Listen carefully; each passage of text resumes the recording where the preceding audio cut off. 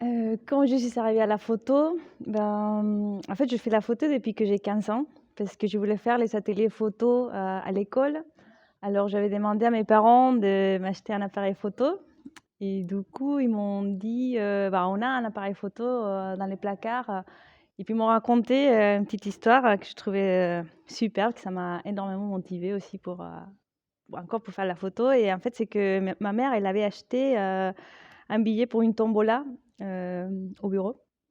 Et du coup, elle a eu un appareil photo les mêmes jours que je suis née. Et elle se rappelait plus de ça, jusqu'au moment où 15 ans après, je lui demande si par hasard on n'avait pas un appareil. Et du coup, j'étais super contente parce que pour moi, c'était un peu comme j'étais destinée à cet appareil était destiné à moi. Et depuis, après, j'avais très clair que je voulais faire, du photojournalisme. Donc, je commençais à faire une formation. J'étais à Cuba même pour faire une formation de la photo, documentaire, et aussi la photo. Mon rêve, c'était vraiment de voyager partout, et aller, avec mon appareil photo. C'était un peu l'idée de base. Je travaillais dans une agence, de photojournalisme à Mexico. Mais ça n'a pas duré très longtemps, c'était trop dur.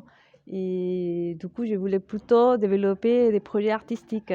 Donc, j'ai eu une bourse de jeune création à Mexico.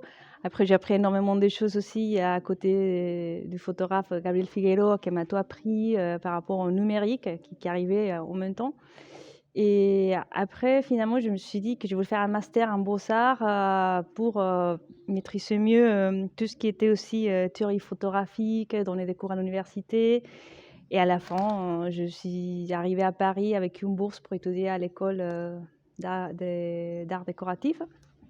Et finalement, j'ai décidé de m'installer à Paris parce que je trouvais que c'était vraiment le lieu pour développer mes projets, et puis de rencontrer d'autres photographes, de faire des collaborations, des expositions, des résidences d'artistes.